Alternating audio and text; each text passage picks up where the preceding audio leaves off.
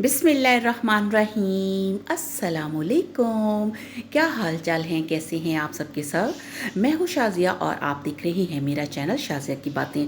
आज कोई रेसिपी नहीं है बल्कि जिसमें हम ये रेसिपीज़ बनाते हैं, यानी कि बर्तन। और ये है मेरे पास कढ़ाई जिसका हशर नशर हो चुका है और ये बहुत ज़्यादा काली और मैली हो चुकी है।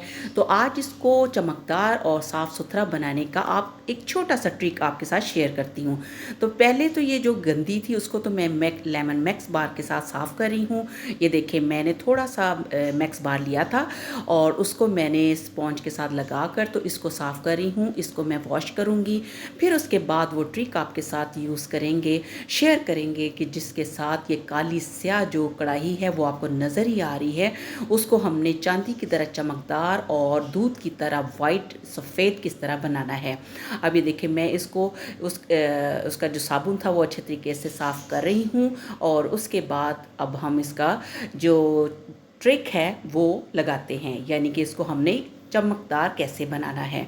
तो ये है मेरे पास काला तेल और ये काला तेल परचून की दुकान से बड़े आराम से मिल जाता है।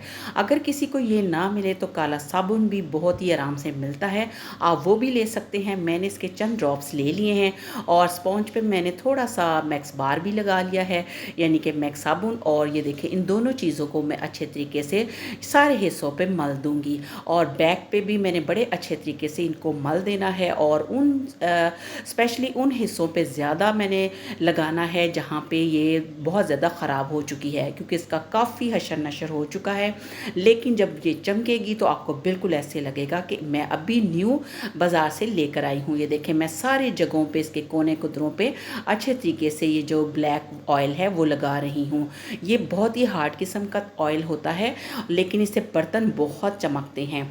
और हाथों पे मैंने ग्लव्स नहीं पहने क्योंकि मुझे बहुत उलझन होती है ग्लव्स पहनने से। तो ये देखें अब एक तो कमाल था तेल का और एक कमाल है ये जो कूची ली है लोहे की इसका।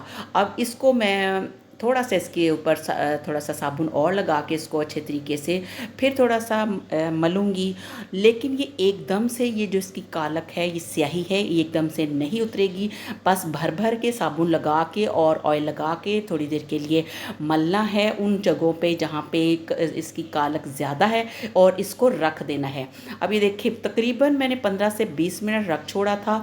वो जो उसकी स्याही थी वो सॉफ्ट होना शुरू हो गई, तो मैंने इस लोहे की कूची के साथ इसको अच्छी तरह रगड़ा और ये देखिए इसका आप अभी ये जादू देखेंगे कि ये जो हमारी काली स्याह कढ़ाई थी वो चांदी की तरह चमकदार और दूध की तरह सफ़ेद कैसे हो गई।